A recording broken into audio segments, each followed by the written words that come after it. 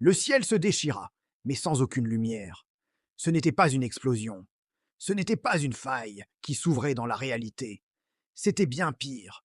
C'était un effacement, une portion entière du ciel, avec ses étoiles et ses nébuleuses lointaines, venait tout simplement de disparaître, comme si elles n'avaient jamais existé, laissant un vide béant, une tache d'un noir absolu et terrifiant. Puis une voix résonna. Elle ne venait pas d'un point précis, mais de partout à la fois, comme si l'univers lui-même se mettait à parler. La voix n'était pas forte, elle n'était pas menaçante, elle était calme, absolue. Et ce qu'elle dit glaça le sang de quiconque pouvait l'entendre. L'équilibre est une erreur.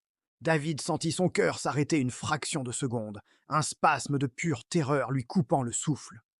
Du centre de ce néant céleste, une silhouette commença à descendre lentement, flottant vers le sol avec une grâce surnaturelle et dérangeante.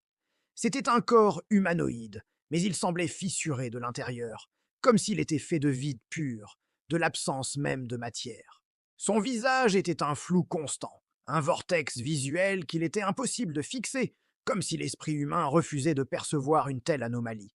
À côté de David, Paolo chuchota, la voix brisée par la peur, ses yeux luttant pour faire le point sur la créature. Je n'arrive pas à le regarder. C'est comme s'il n'était pas vraiment là.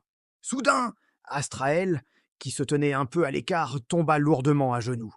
Son visage, d'habitude si fier et impénétrable, était décomposé par la stupeur et une horreur primale.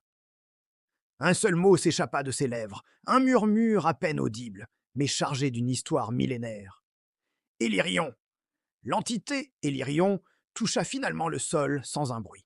Son regard, ou du moins ce qui en tenait lieu, balaya la scène et se posa sur les deux frères. La voix résonna à nouveau, toujours aussi calme, mais portant en elle le poids d'une certitude écrasante. Deux fragments imparfaits, portant un pouvoir qu'ils ne comprennent pas. Deux anomalies qui perpétuent une illusion. La colère monta en David, une vague de chaleur chassant la peur glaciale. Il fit un pas en avant, le poing serré, l'énergie crépitant déjà au bout de ses doigts. Sa voix était un grondement sourd. « Tu veux la guerre? Tu l'as !» Élirion inclina légèrement la tête, un geste presque curieux, dénué de toute émotion. La guerre et du bruit, une cacophonie inutile. Moi, je suis le silence. Et pour prouver ses dires, l'entité fit un simple geste de la main, un mouvement lent et délibéré, comme pour écarter une poussière. Au loin, une montagne majestueuse qui se dressait à l'horizon disparut. Elle n'explosa pas, elle ne s'effondra pas. Elle fut effacée de l'existence. Le paysage changea instantanément, le ciel devenant visible là où se trouvait un pic rocheux une seconde auparavant. Il ne restait rien. Pas un caillou, pas un grain de poussière. Juste le vide. Un cri d'effroi pur déchira la gorge de Paolo. « David, on recule, maintenant !» Mais il était déjà trop tard.